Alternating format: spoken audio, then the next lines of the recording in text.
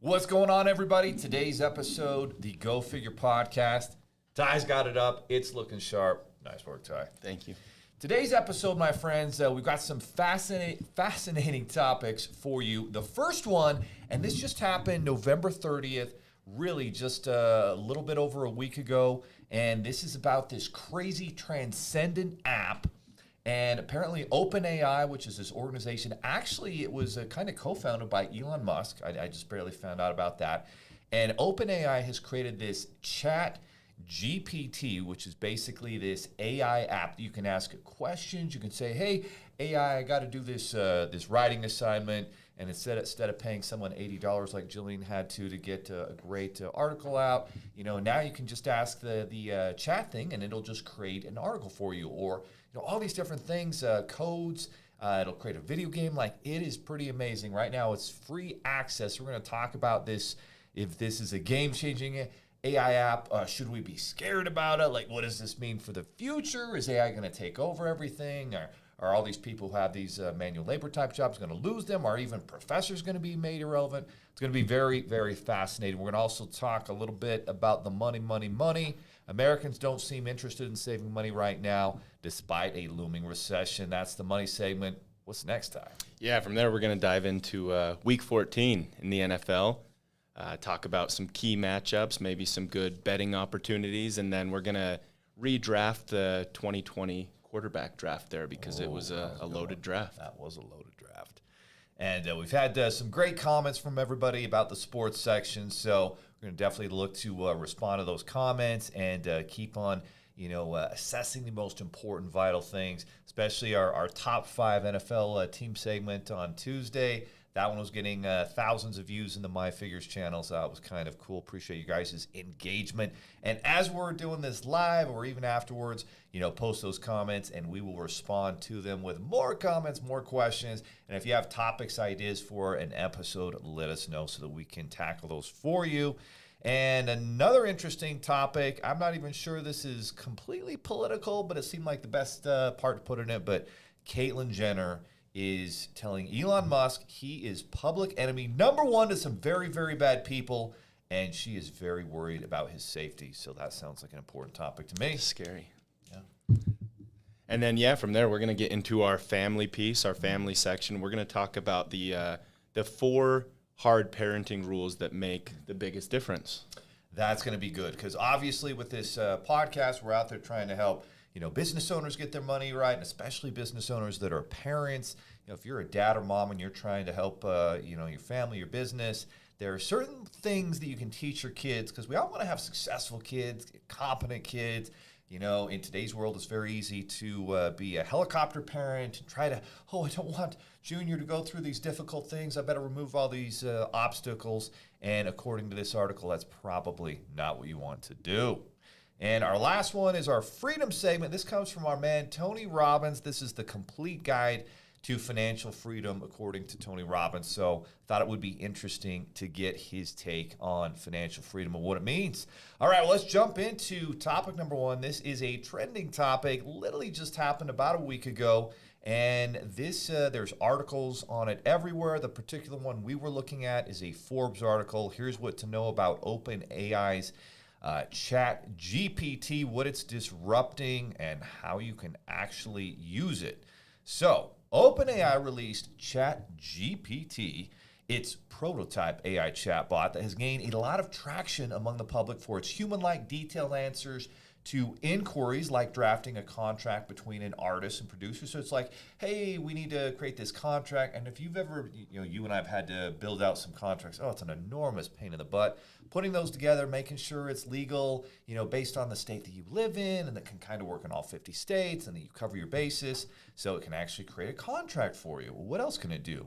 It apparently is going to revolutionize the way people use search engines because instead of, you search and you get Google's top 10, results, it's going to be much more powerful, much more direct in answering your questions instead of a Google search result. Some people are saying it's going to be very effective that way.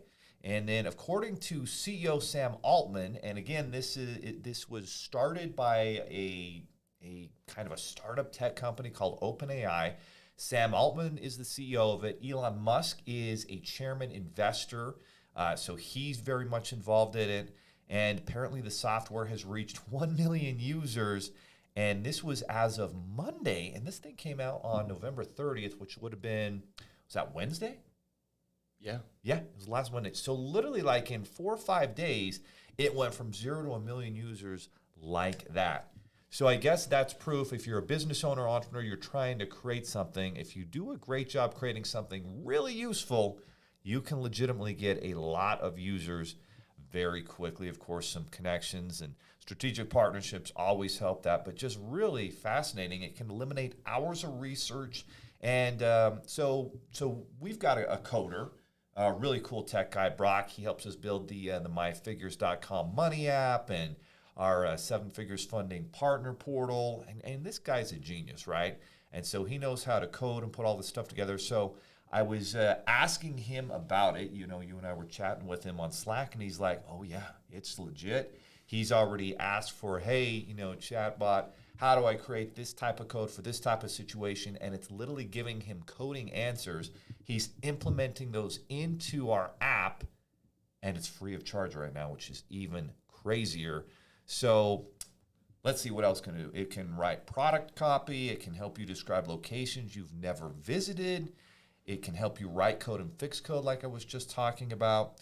It can help you give answers like take 20 million, you know, just a little bit more effective than a regular search engine search. And it can help you learn how to make $1 million. So that's what's funny. So I asked it, I said, Brock, ask the app, you know, how do you gain financial independence? And it came up with a pretty remarkable response. If you want to pull that up, John, and show everybody, it's just right there on the Google document. But pretty amazing stuff. Like, so what are you thinking as you hear about this? Like, this thing really it could replace professors. It could replace doctors and attorneys. It could do all these different things. And so a lot of people are worried, oh, no, people are going to, you know, be replaced by this AI in the future. What happens if it gets too powerful? A lot of questions. Yeah, I have a lot of thoughts that come to mind when I learn more about this and read more about this, because initially I'm like, well, this was already out there. It's called Cha-Cha. You text Cha-Cha and you get answers to any question, but it's obviously way, way, way more elaborate than that. I haven't, because I'm just on the wait list, I wasn't able to get right in. I wonder if you ask the exact same questions, if you're constantly getting the same answers, because that's pretty easy from a university standpoint. If everyone's writing the exact same things, then you'll know where it came from. You got something, John? So it actually says it on the Forbes articles. If you pull it up, it says the program has its limitations, including a knowledge base that ends in 2021, a tendency to produce incorrect answers, constantly using the same phrases. So you may get very similar answers. The data ends in 2021. So if there's new stuff in the last year, which there always is, I mean, my gosh, our world changes this quickly. Day to day, week to week, things change quickly. So it has some limitations, but based on everything I've ever seen before on AI, it seems like it's definitely a big step up from previous AI versions. Oh, yeah, it's super impressive, and Google's just getting so bogged down with ads and fake reviews, and it's just become this money-making machine. It's drifted so far from what it was meant to be, and it's great to see something like this come in and really give people what they need, the ability to get quick answers, the ability to be, I think we're shifting to a society that we need to learn how to become resourceful. We don't need to learn how to memorize specific algorithms and codes and this and that. We need to learn how to be resourceful, and that's what this is allowing us to do. No question. When I was younger, growing up in the 80s and 90s, going to high school, like if you could memorize things, you were super impressive, and people, wow, you've got a great memory. And now, well, we all have this thing, right here in our hands that has the answers. Google has those answers for a lot of us. This is going to help you get quicker, maybe more effective answers, but now it's your ability to think and go through and make the right decisions and assess the information out there, because sometimes the information's BS, and so you have to be able to cut through that crap and get to the stuff that's actually accurate. So here's what's interesting. So I said, Brock, ask it, because you and I were trying to we're both on the wait list. But Brock, our coder guy, has been using it. He's been implementing code. And I said, Brock, ask it, how do I gain financial independence? And here is what the app said. It said, becoming financially free is a process. Very true. It's not an event. And it requires careful planning and disciplined saving and investing. Here are some steps you can take to become financially free. And obviously, a lot of people have these questions, and we talk about this oftentimes in this episode, but listen to the response. It says, create a budget. The first step to becoming financially free is to understand where your money's going. Obviously, that's why we got the myfigures.com money app so that you can, track that. And you and I were going through our spending, and it's crazy where you see exactly dollar for dollar what you're spending as a business owner, what you're spending personally. So that's step one. Step two, it says pay off your high interest, debts that are costing you, especially personally, right? If you have high interest debts, but you're making 200% on that money as a business owner, you're going to pay it off eventually. Well, that's less of a problem versus, hey, I'm a consumer and I just maxed out my cards to go on vacation, to buy clothes, to get a huge big screen TV, to all this stuff that does not necessarily make you money. So that's good advice. And then it says, okay, once you got your bad debts paid off, now it's time to save money and invest that money, because as Warren Buffett says, if you don't learn how to make your money work for you, you're going to work for your money the rest of your life. And we'd all prefer to have our money working for us. And then it says, build multiple streams of income. Financial freedom is often associated with having multiple sources of income. Consider ways to generate passive income, such as investing in rental properties, just exactly what we talked about on Tuesday, or starting a side hustle business. This can help you to diversify your income and reduce your dependence on a single source of income. That's very true, right? If you're building, financial independence, it's not just you have your job income, you have other types of income that are coming in. Same thing as a business owner. Yeah, you have your business income, but your business income should also be moving into other assets, real estate, etc., that are making you money. And then remember that becoming financial free is a journey, not a destination. It may take time and effort. So it's like, hey, you better be patient. You better delay your gratification. What do you think? I mean, what do you think about that answer? I love that answer. I think it's very concise, to the point. It's exactly what we preach, exactly what we talk about, right? First and foremost, figure out where you stand, take care of your high interest debt, save and invest, and build the multiple streams of income. I just thinking back on my journey through this financial freedom thing, I remember always hearing a lot of the mentors I like to follow, a grandfather that was very financially free, always saying multiple streams of income, multiple streams of income. And I always knew I had to do it, but it's like, what do I do? Where do I even start? I'm working 9 to 5 and then I'm exhausted. I don't have any time or energy or extra money to go do this.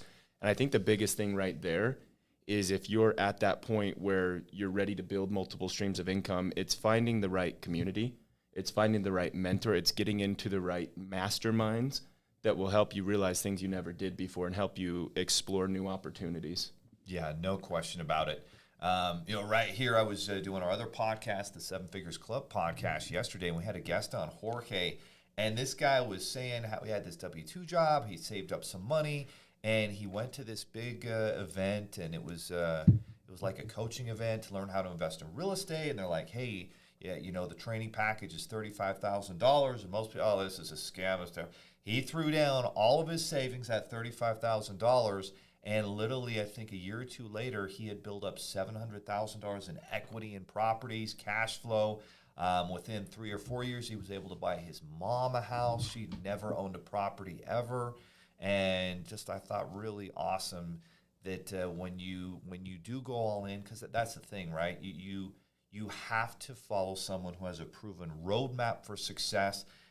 For us, in the business funding industry, we've been doing this a long time. That's why we launched Funding CEO Academy, to teach people how to build a business finance business and do it from home. And for us to learn in real estate and business and marketing, we don't go and just try and figure these things out. We spend tens of thousands of dollars going to events every year, learning from the great entrepreneurs out there and following their roadmap for success. And that's it. Like, you find someone who's done it, ask them for directions, and they break it down for you. Exactly. I mean, even you look at our journey, Leo, I never would have got into the funding space if I didn't start my side hustle with Amazon. But when you put yourself out there, when you're where you're supposed to be, when you're grinding and doing it hard enough, you're going to find those opportunities. And then we start working together. And if it wasn't for getting into a few of those masterminds ourselves, we never would have found out about the Orlando properties. And it's just putting yourself out there and never stopping the grind. You'll find those opportunities. No question, guys. So follow that pathway to success. And let's move on to our next segment, which is in the Transcendent segment. That's a new one. If something is transcending everything that's going on, which this app absolutely is, then we're going to bring that to you so you know about it. So now you know about that. You guys can go check that out. All you have to do is basically just Google OpenAI and ChatGPT. You can get on the waiting list, and I would think probably they're going to be doing a monthly payment plan membership pretty soon because the app is extremely popular. And they're like, dang, we've got a multi-billion-dollar thing on our hands. And my goodness, it might be a $1 trillion thing if it keeps on making progress. But let's jump into the money segment. Americans don't seem interested in saving money right now, despite a looming recession. Like, what's your initial reaction to this? This is a Business Insider article. My initial reaction is people have just been way too comfortable with this fake economy for the last 2 to 3 years. It's not realistic, but they've continued to spend and they get bailed out. And fact of the matter is we're about to face our actions for the past 2 to 3 years.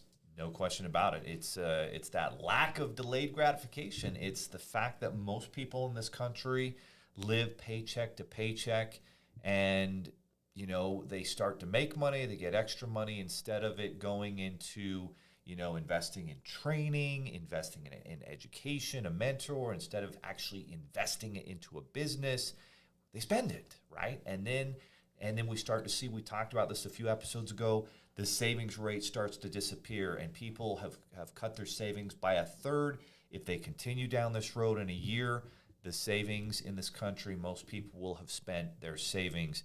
And then what happens when you have a job loss? What happens when you have a recession? What happens when everything slows down and you don't have multiple streams of income? You have one stream of income and that gets cut off. Now you're in a world of hurt because you don't have that independence, you don't have multiple streams of income, and you didn't delay your gratification. And that can be extremely painful. And so for everybody paying attention here, there are some things that you can take to kind of right the ship, and it's funny, a lot of them we were just talking about pretty much.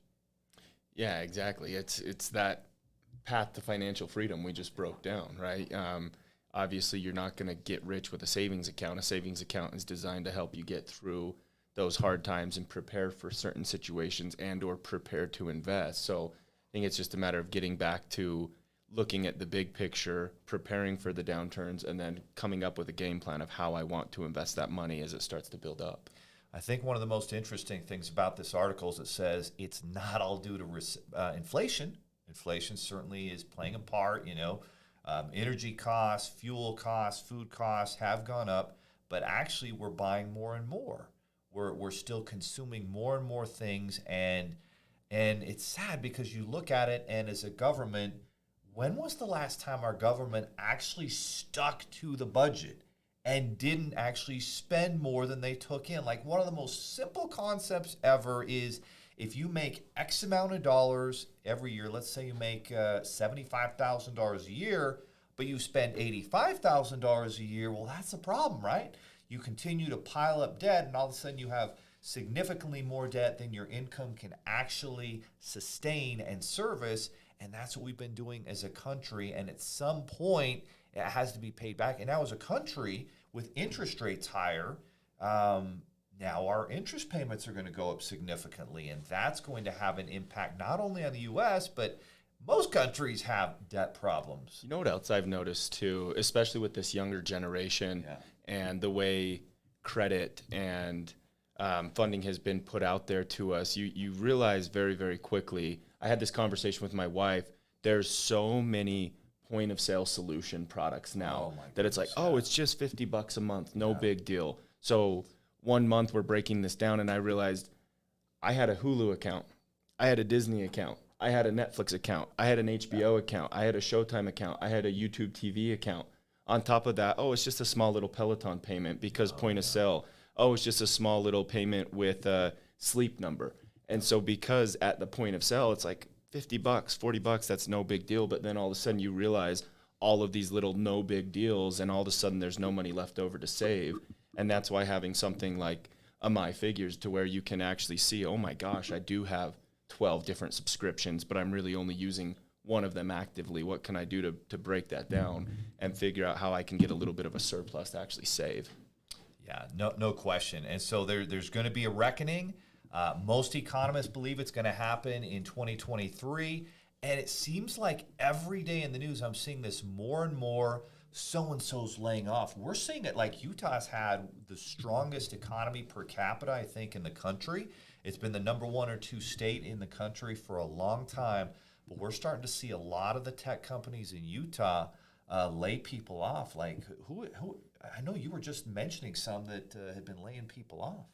Yeah, I know MX recently had a big layoff. I know Podium, I think yesterday, announced 12% of their staff they let go. Wow. And you know, a lot of that comes down to, I think you get all this VC money, you start to get reckless with it. You don't keep those core principles and key values that you had initially, and it catches up to you, and we're seeing that right now. That's a good point. I mean, you think of some of the crypto companies, the FTX fiasco and Ponzi scheme, whatever it was that happened there. All these different tech companies. I know Facebook has laid off a bunch. I know Amazon, Walmart, like all of these big, huge corporations are starting to lay people off. And at some point, these job losses are going to start to add up, and they're going to be more than the job openings or more than the new jobs being created. And that's what most people think is going to happen. Unemployment's going to tick up. People are going to lose more jobs. And then the solution is going to be, wow, I better start tracking my money better. I better get multiple streams of income.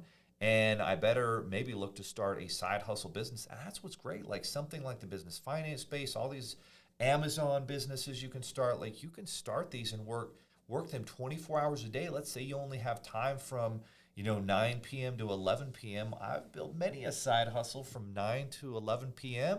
Put the kids to bed. I'm sorry, honey, I can't watch this cool show with you tonight. I've got to work on getting our money right and building this side hustle business. And that's what it takes. It's going to take some additional effort and sacrifice that most people don't want to do. But if you want to get things right, you're going to have to. Yeah, exactly. And the key to that is, remember, it's a side hustle. It's not the end all. It's not your $1 million idea. You don't need to always come up with this new invention. It's a side hustle to help you supplement your income. And you can pay some of the bad debt off, start to save some money up, and then eventually a side hustle, something, you get an idea, you can start to build a business. And I think one of the disinformation, if I could use that word, not that I want to use it, but I'm going to use it, things out there is, I should just quit my job and just go all in with my side hustle business. Most people that succeed in business will build that up to a really strong area where it can start to actually earn more than their other main source of income before they go full speed into that. And I felt like that's something you've done really well, right? You'll have like multiple things going, and you'll really wait until it gets strong enough to, okay, now is the right time to go in. And why do you think that, like, that's what it takes to succeed, but a lot of people make the mistake too early? Where do you think that key point is where, okay, now is really when I should go all in? Yeah, I think that you'll find the breaking point, right? When we were getting this thing started, I still worked a normal 9-to-5 type job, and then I'd come do this on the side. I'd work those extra hours at night, and it was very clear to me when I finally realized, okay, not only am I surpassing what I'm making with my 9-to-5 just with this side hustle, but I enjoy it. I'm better at it. It was something that it was very clear to me, okay, now it's time to fully make the shift, but I had to be willing to really, really grind for 3-4 months. I had to talk to my wife and let my wife know, hey, I'm going to be really hard to talk to. I'm going to be very tired. I'm going to be this, I'm going to be that, but trust me, give me a few months and it's going to pay off. And it's just a matter of being committed to do that. Dude, and you did that. You were like you were gone, at least a couple weekends a month, traveling to events, working on doing funding for these events.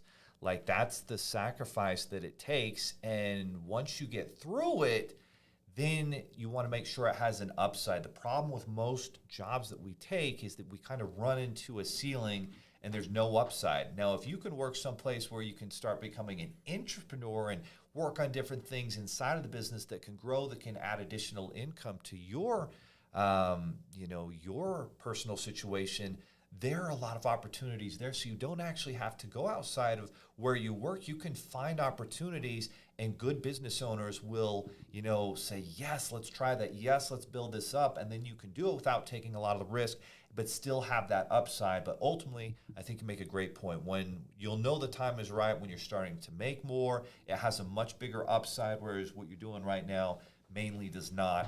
And then you can kind of take that next step. All right, guys, let's transition. It's time for the sports section, and we've got a lot to go over here. One of the things I wanted to learn about is how in the world does sports betting work? We definitely want to take a look at that 2020 draft and so forth.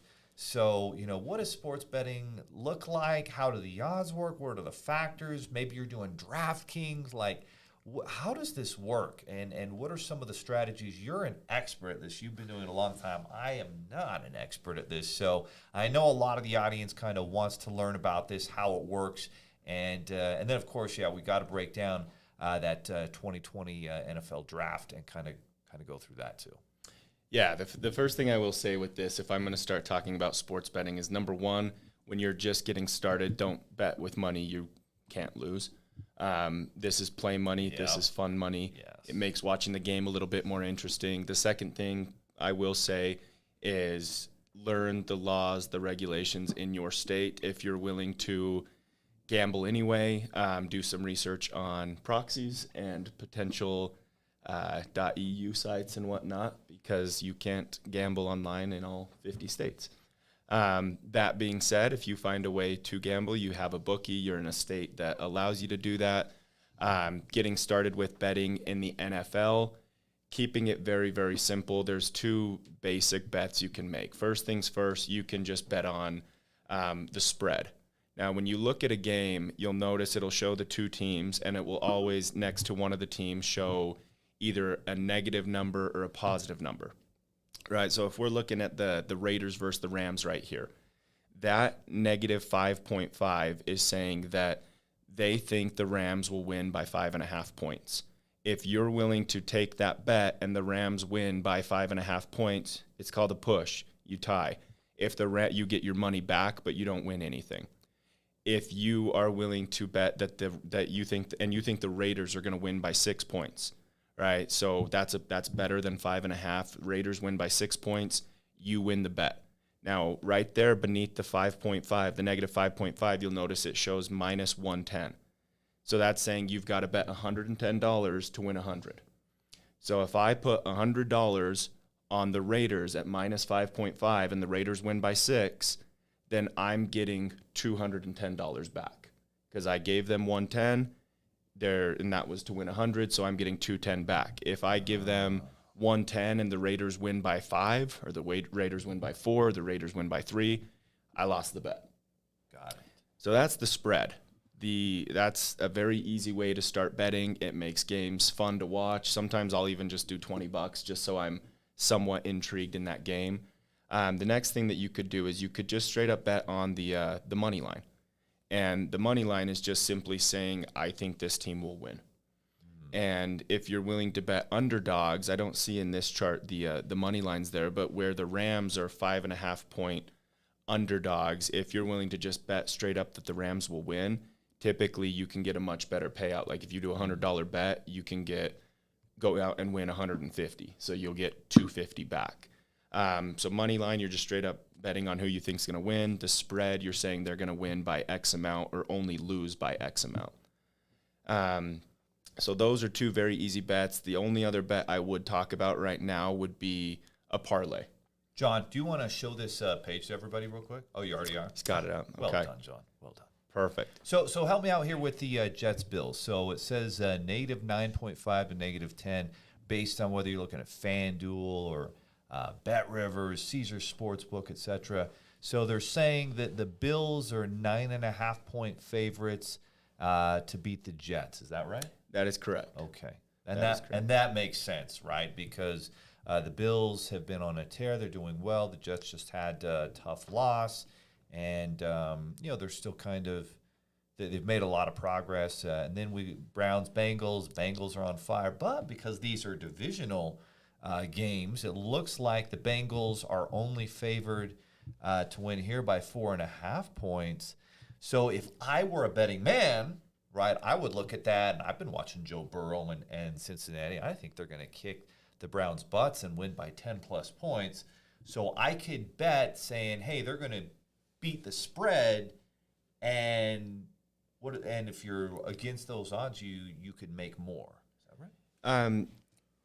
It depends. I mean, yeah, you can get in there and do props, and ultimately what this is saying at -4.5, if you bet Cincinnati at -4.5, you're betting $110 to win 100. So your payout would be, if you gave them 100, you'd get 210 essentially at -4.5. But what I love doing, Leo, because the NFL is so competitive. Yes. Right. It's not like college. It's very, very rare you get these 30-point more blowouts. parity for sure. Exactly. Yeah. So in betting, there's what's called a teaser, and you can get 6-point teasers, 7-point teasers, 8-point teasers.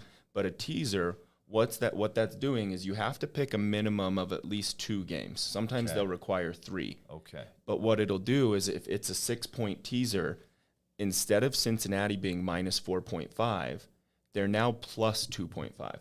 So Cincinnati can lose by 2, and you still hit that bet. But both of your bets have to hit. So if you wanted to do a teaser and you wanted to pick Cincinnati and Minnesota at -1, you're going to get Minnesota at +5 and Cincinnati at +2.5. And as long as both of those hit, you can get that even money payout. Oh, interesting. So let's talk theoretically, and this is theoretical, guys. We're not making any recommendations here. This is just a theoretical, hypothetical example. So based on this week and the odds that you're seeing, what's an example of something that hypothetically you might do? So one of the bets I already actually have is a teaser. That's why I use that example right there. Yeah. I have a 6-point teaser, and I've picked Cincinnati, Minnesota, and Philadelphia to cover because essentially it's saying Philly just has to win. Cincinnati has to win. Well, they can lose by 2, and Minnesota can lose by 5. And you still hit that bet. So that's one that I feel really strongly about there. Those odds. I know the Lions have been playing well, but I would still expect the Vikings to win, or if the Lions did, it would be by a small amount. Same thing with Cincinnati. I would definitely expect them to win. And if they did lose, it would be it would be like a last-second field goal type situation. And then what was the third one you were saying? The Eagles. So we've got Eagles, Vikings, and Bengals. And the Eagles, Giants, the Giants have been on a losing streak, and Yeah. the Eagles are just continuing to play well. I like those 3 bets. Yeah. And that's what everything is, right? Business, life, everything you do. It's, can I stack the odds in my favor? And if I stack the odds in my favor, my odds of winning in business go up, my odds of winning in investment go up, my odds of winning in sports betting go up. And that's how life is. Stack the odds, do your research, learn from a mentor. So, for example, I don't know anything about sports betting, so Ty's my mentor. I'm like, Ty, teach me how to do this. What can I do to bring value to you? How can I help you? And that's how a mentor relationship works. And that, my friends, is what leads to success. And now I think we need to talk about redrafting the 2020 class, unless there's anything else. No, I was thinking about this, what we wanted to cover. I gave my top 5 in the last podcast, and because there hasn't been any games since then, I'm not going to change that top 5. Draft class. Yeah, I still feel pretty solid about that. Yeah. So what we're going to do today is we're going to redraft the 2020 quarterbacks. Okay. And it's the top 5. So the way it actually went in 2020, number 1 overall pick was Joe Burrow. Not a bad number 1. Not a bad number 1 at all. The number 5 overall pick was Tua Tagovailoa. Not a bad number 5. The number 6 right after him was Justin Herbert out of Oregon. He went to the Chargers. And then with the number 26th pick, which I believe they may have even traded for, the Packers took Jordan Love, Utah State product. Yep. And then down in the second round, this is the only one of the top 5 that wasn't first round, Jalen Hurts went number 53 overall. Wow. Okay. That was a good value pick there by the Eagles. That was. And that sounded appropriate at that time because, you know, he had been kind of inconsistent at Alabama. He lost his job to Tua. He had that 1 year at Oklahoma where that is a really special system. And anything could have happened in the NFL with that guy. Yeah. Yeah. All right, so how would you restack these? I mean, the way I would restack this, number class. one's not changing. There's no chance. I mean, he's already proven himself. He's gone to the Super Bowl. He's beat Mahomes 3 in a row. That number one staying at Burrow, hands down, no questions asked. Obviously, everyone knows if you've been watching this, I'm a Dolphins fan. This is a bias you would have asked me last year, and I would have been very, very, very skeptical. But I think he finally has the right coach. He finally has a better O-line to protect him. He finally has more weapons than Devontae Parker and a rookie. So I'm actually going to keep Tua at number 2. I think he is the second best quarterback in that crew when it comes to a true quarterback that's going to... And I think the only question there would be whether Hurts is competing there against Tua for number 2 or not, because I don't think the other two guys are there. Exactly. Now, we look at this again next year, it might be different. I want to see that Hurts isn't just RG3 2.0. Yeah. Oh, yeah. Good which example. He might be. Good so, example. But that being said, based on production, where we're at in their careers, I am comfortable replacing Justin Herbert with Jalen Hurts. I think Hurts should be the third quarterback out, which that's a big money difference when you go from 53 to number 6. So that was quite the steal for the Eagles. It was a good steal. And then with the fourth one out, you definitely got to go Justin Herbert. He's been really good. He's got a big arm. Yeah. Like, he can throw a rope 30, 40 yards down the field, split the defenders. He moves pretty well. He seems pretty smart. This is only his second year. I mean, or is it his third? I guess it's third. Right? Yeah, he came out same year as these guys. But, I mean, his vision is great. He's the tallest quarterback in the NFL. Was he 6'7"? He is. He's 6'7". He's tall. He had some rib issues. He's that height kind of exposed him a little bit. But, I mean, he stayed in that game, threw an absolute missile down the field to give him a chance. Word, After he got his ribs jacked, he threw that ball like 50 yards on a rope. It's crazy. I watched him at Oregon. I was thinking, oh man, I thought he was kind of on the brink. Like, I wasn't totally confident, and I actually didn't. Watching him throw the ball in college, I thought, oh, he has a good arm, but I didn't think it was like elite. And now I don't know. And it's a different ball in the NFL, a little bit bigger. But he's got an elite arm. Yeah, he's great. I mean, I thought he was going to be Carson Wentz 2.0, but he's proven he's more than that. And then the last take here, which I still am blown away that they did this. They had an MVP quarterback. They needed wide receivers. They had a chance to win now, and they went and took Jordan Love to be a backup. Dude, and how many picks did that guy throw his last year in college? He wasn't good. He was not good. And you know what it reminded me of? It kind of reminded me of Jameis Winston, where he had that junior or sophomore year, really good, won a national championship at Florida State, looked great, came back his last year in college and threw a ton of picks, and everybody wrote it off as, it was just, he was missing an offensive lineman, this, that, a bunch of excuses. And then he came to the NFL, and an incredibly explosive player, great arm, but the turnovers dogged him. And you'll remember that year before Tom Brady took over at Tampa, 30 touchdowns, and I want to say 30 interceptions. Yeah. So. Yeah, it'll be. I hope I'm proven wrong with Jordan Love here, but I just don't see him being much more than a backup throughout his NFL career. I don't either. Another guy who's got a great arm, a lot of talent, but decision making and accuracy long term, that would be my question mark for him. So. Yep. Yeah, but it's a big week. A lot of games that are going to have serious playoff implications here. Miami is going to they're staying in California, playing the Chargers.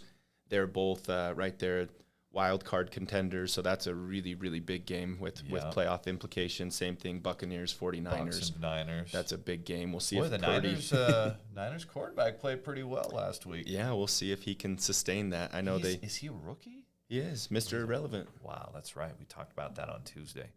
Crazy. Well, it'll be fun to see what happens there. All right, let's transition into our politics segment.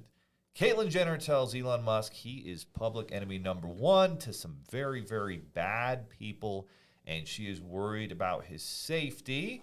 The Olympian voiced her concern in a Friday tweet. It came after Musk put out the Twitter files related to Twitter stiffing a New York Post story. And the interesting thing about this topic is basically apparently what's happened is, and this is a Business Insider story, and that's a hilarious picture of Elon Musk. What is that, like was that like armor?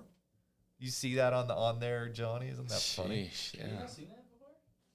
I have not seen that one before. What is that? Yeah, he came out in like an event in full on like armor. Suit Just armor. wearing some body armor there. Maybe Way to that's go. what he'll wear when he goes and MMA fights Putin. I mean, there you go. Didn't they say they were going to fight or something? They're going to box. Probably. Yeah, and Zelensky liked Elon at the beginning because he was using, he let the Ukrainian army use Starlink, which was really cool of him, helping the people of Ukraine out. And then he started asking questions like, why are we sending tens of billions of dollars to Ukraine? Do we actually know where that money's going? Is it going to the people? What's it going to? And then Zelensky wasn't sure he liked him anymore.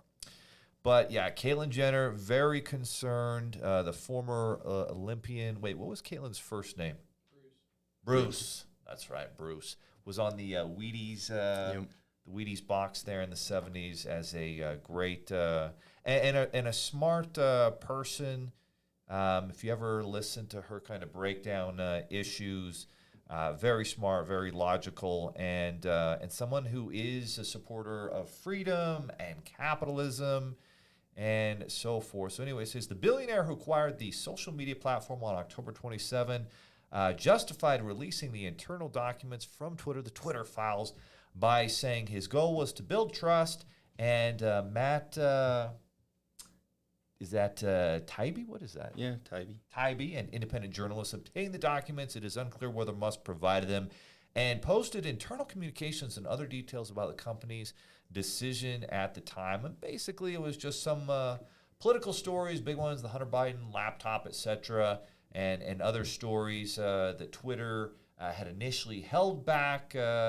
And really, I guess what they were doing was they were taking, the FBI was saying, oh, don't do that, and the Biden administration was saying, oh, don't publish that, hold that back, and apparently that's what they were doing. And so now he's letting this get out there. And you and I talked about censorship and really how it kind of affects all of us and why it's important for us to be aware of things we need to do so that we avoid getting censored or shut down or canceled, etc. So, but in this case, she is worried that Elon Musk is going to actually be assassinated.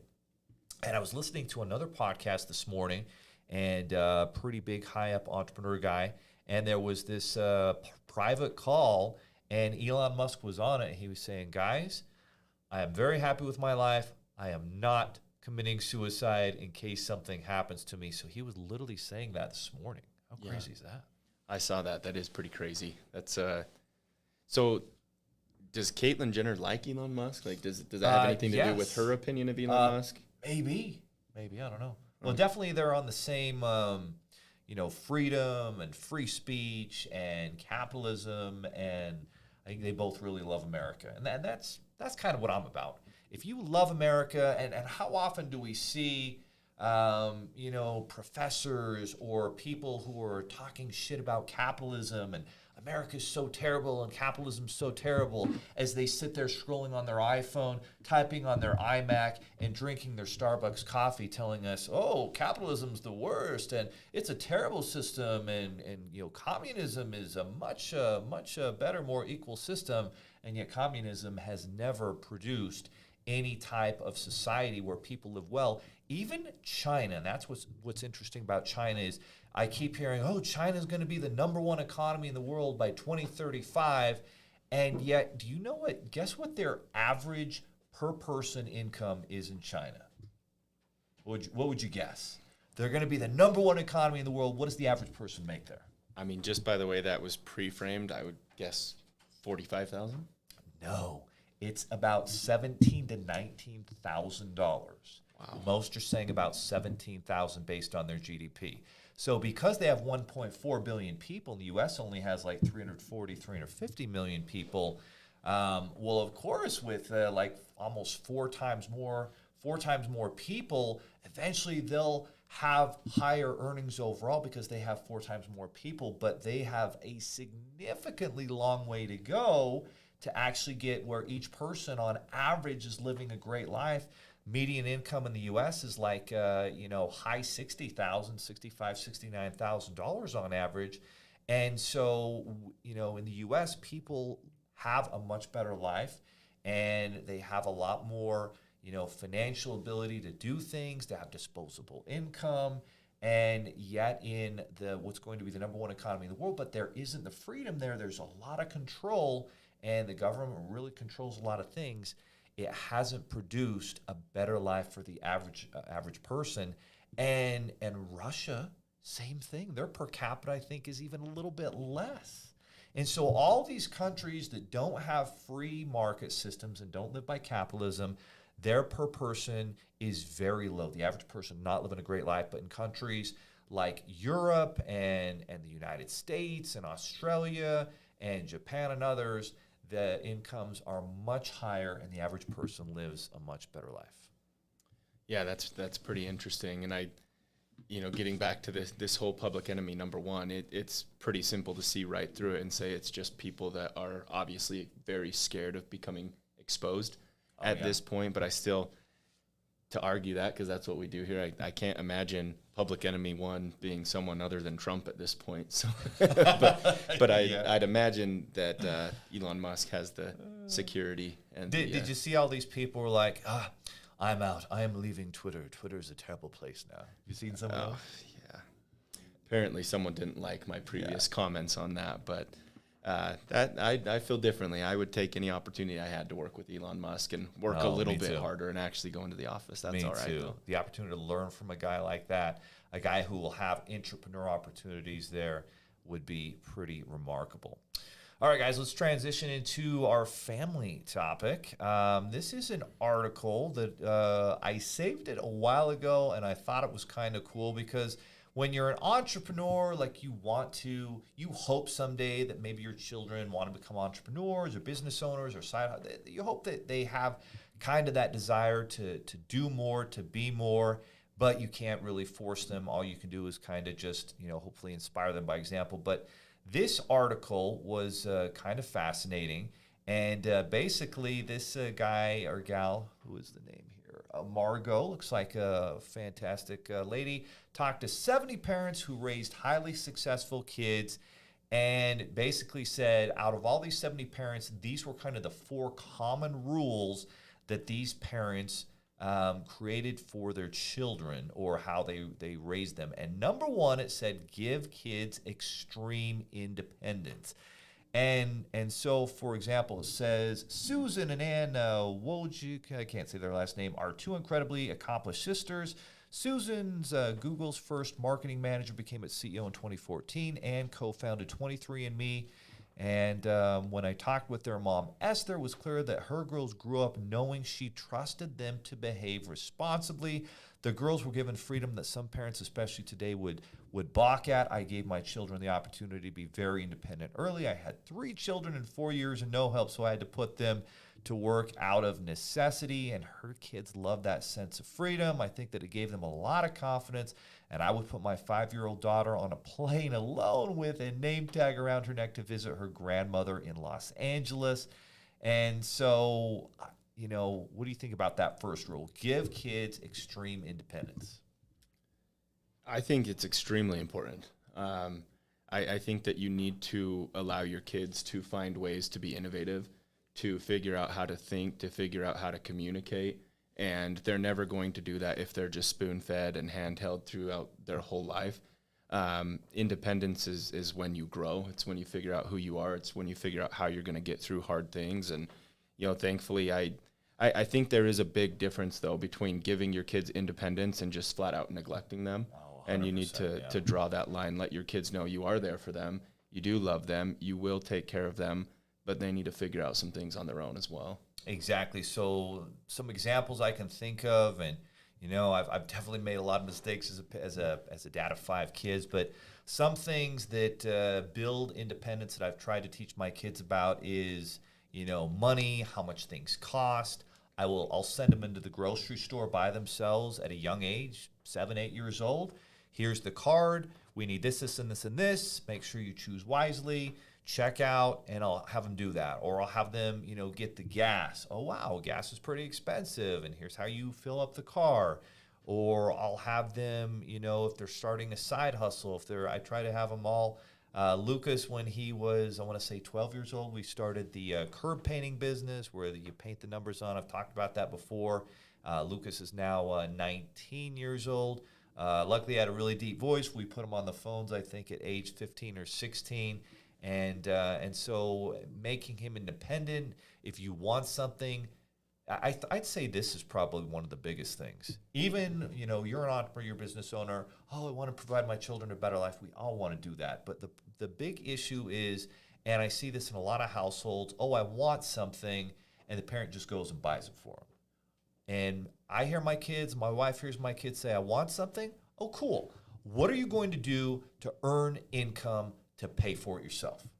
And that's what so we'll encourage them to start little side hustle businesses, go shovel someone's walk, go mow someone's lawn, go do something where you deliver value to someone and you earn it, and something magical will happen when you do that. And even Shaq, I think, had this. Oh, no, it wasn't Shaq. It was Michael Strahan. So Michael Strahan grew up with a military father and traveled all over, and he wanted this really cool bike when he was like 8 or 9 years old. And his dad could have bought it for him. He made decent money in the military, and he looked at him like, cool, what are you going to do to earn and make that money? And he went out, and he did side hustles, and he did things, and he earned enough money to buy that bike, and he felt like that was the most important first thing in his life that led him to learn how to work hard, to find solutions, and ultimately led him to become a Hall of Fame football player. And looking at what he's done after football is even more impressive, I think. Oh, yeah, absolutely. I know this is kind of an interesting one. My son's 1, so obviously there's not a lot of independence he can have quite yet.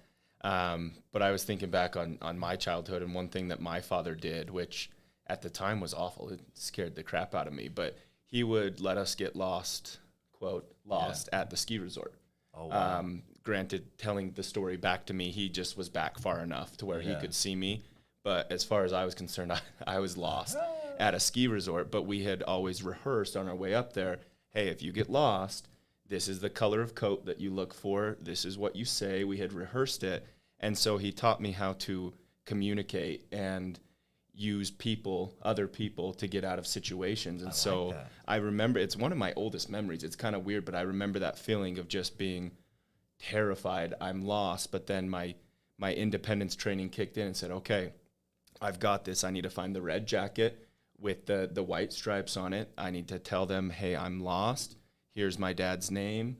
And then trust that they would take care of me from there. And we went through the process. And I remember once I told them, the second I said, hey, I'm lost, here's my name, here's my dad's name, my dad comes skiing down and asks the person, hey, did he say this? And it was like, oh, that's cool. Yeah, but it's understanding how to communicate is very important. All right. The number 2 rule says actively nurture compassion. Talks about a parent who made sure their kids were donating clothes and books and helping kids who are less fortunate. That's awesome. Teaching them to think about others instead of themselves. We got Sub for Santa going on. Can you have your kids, help out with choosing some gifts and giving back to a family in need right now? That's a big opportunity.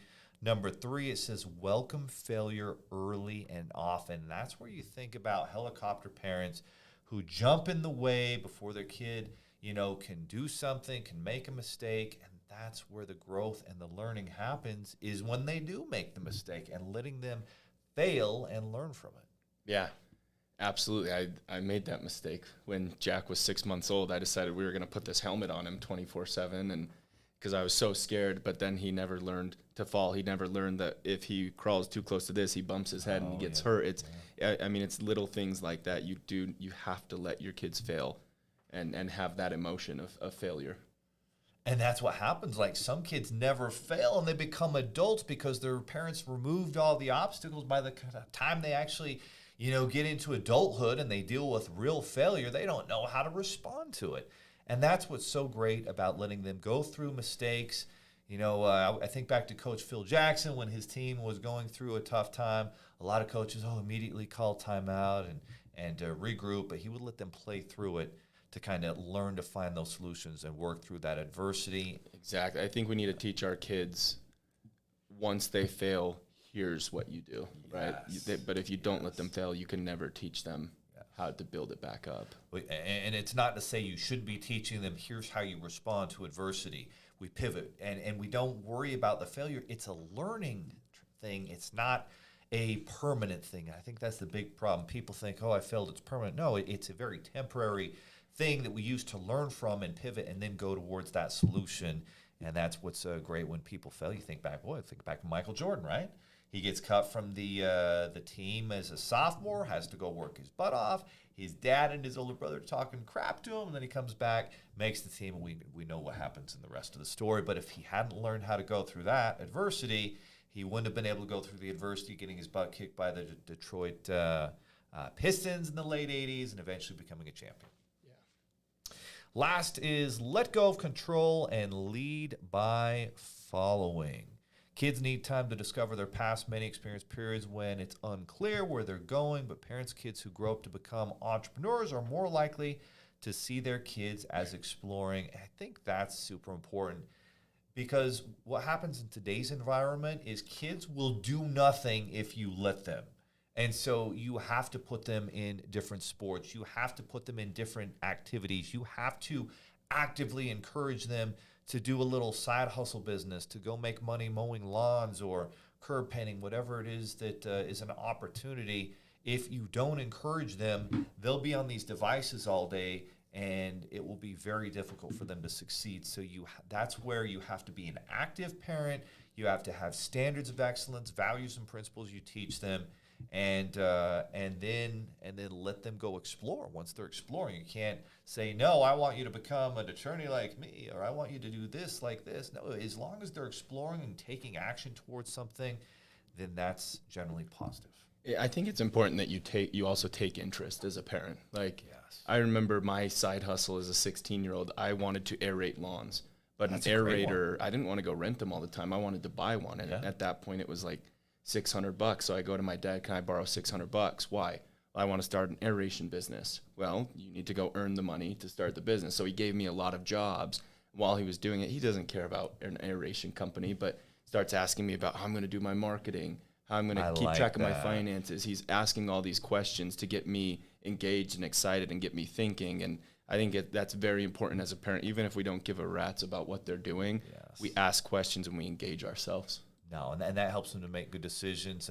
My son wanted to graduate from his curb painting business to get this power washer and start power washing driveways where he could make more, and same thing, needed several $100s. And I said, I need a budget. I need to know how you're going to generate sales. I want you to get pre-sales, and made him jump through all these hoops before, helping him, earn the money or even do some kind of business loan to him that he's going to have to pay back with interest. And that's super important, being engaged and caring about what they're doing on a daily basis. And it's not always like, oh, you need hours and hours every day. Sometimes it's just spending a few minutes with them. When you pick them up from soccer, you have a few minutes there, just you and spending one-on-one time with each kid is super important, is what I've found. So. Yeah, absolutely. All right, guys. Well, our very last topic here, and this is the complete guide to financial freedom. This is actually 6 steps to financial freedom. This is on Tony Robbins' website. We love Tony. You and I were just at an event a few feet away from him when he was speaking to us when we were in Orlando at the ClickFunnels event. And it's interesting. He gives these 6 steps, and he says there's kind of this difference between financial independence and financial freedom. And it says one financial freedom definition is having the monetary stability to do what you want in life without having to worry about your bank account. And so that one I think he kind of defined as independence, but the freedom, financial freedom, is being able to take that amazing trip to Tahiti without worrying about not coming into the office. It's buying the house that your family dreams of and still having the funds to pursue your other interests. Success is doing what you want, when you want, where you want, with whom you want, as much as you want. And then he's got those 6 steps, if you want to break those down for us. Yeah, number 1, we've got to determine our number, right? And that's different for everyone. I have friends that say, Ty, I want to be a billionaire. And I tell them I do not want to be a billionaire. I don't want everything that comes along with that. I'd be fine with 50 to 100 million, right? So to determine that number would be number 1. Yep. Number 2, address limiting beliefs about money. Do you believe that money is the root of all evil, or is it just, do you believe that people who make a lot of money are bad, evil people? If you have those types of limiting beliefs, it's going to be very difficult to become financially free. Yeah, amen. Step 3 is get a handle on your finances. So what I would say is go to myfigures.com and create your account and get your finances right. Yep, absolutely. Get the spending, understand where it's going, start tracking. Do you even know what your net worth is? Is it positive? Are you winning the game of money, a game of life? If you don't know that, if you don't know if you have multiple streams of income, how are your investments doing? Real estate, most people don't even check those things. You should have a weekly money date, and that MyFigures app will certainly help. Step 4, create a short-term strategy for building savings. Sometimes this is the side hustle. Sometimes this is finding a way as an employee at a company to become an entrepreneur and start a new project that can make money for the company that you can get a piece of. Or other times it's the actual side hustle business you start on the side. Maybe you learn how to do business funding. Maybe you learn how to do an Amazon store. Maybe you learn how to invest in real estate with creative financing without actually buying the property. There's so many opportunities. You just need to make a decision and go all in with it. And if you can do that, you can start building up savings. That's the next step that Tony talks about. Amen. Yeah, or cancel a subscription, right? Find a way to start cutting off the stuff where you're flushing money, because everybody's flushing it. Number 5 is create the machine. Yeah, and this was an interesting one here, and I think here he was, let's see if we can pull that one up. That doesn't make much sense. All right, create the machine.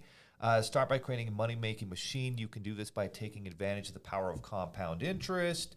Divide your money into 3 imaginary buckets: security, risk, growth, and dreams. So he says start allocating. All right, I have money going towards an emergency. I have money going towards my investments, maybe down payments for properties, or to invest in my side hustle business or my actual business. And then other ones where, hey, I've got money going towards, I want to take the whole family to Orlando to a great Disney World trip, or I want to take the family on a cruise in the Caribbean, whatever it is. Start mapping those things out. All right, and then the last one here, Leo, you want to take number 6? Evaluate and make changes is the last one. That's number 6. So evaluate and make changes. That's because things change, right? You have to look at, what was true 2 years ago with an investment might not be true today. Or what was true in my business 2 years ago might change. And so what's true in your financial life will change. Your kids will get older. All of a sudden, every kid has a cell phone. You're probably going to have to get your child a cell phone. That's going to be literally an additional $400 or $500 a year that you probably didn't know was going to be added to your budget. When your kid gets old enough to drive, oh boy, you're going to have to pay car insurance. My car insurance literally tripled, if you can believe that. And Luca has never gotten any accidents. He's been a great driver, but it legitimately tripled just because he was a 16-year-old male being added onto my car insurance. So you have to be aware of these things as they come up.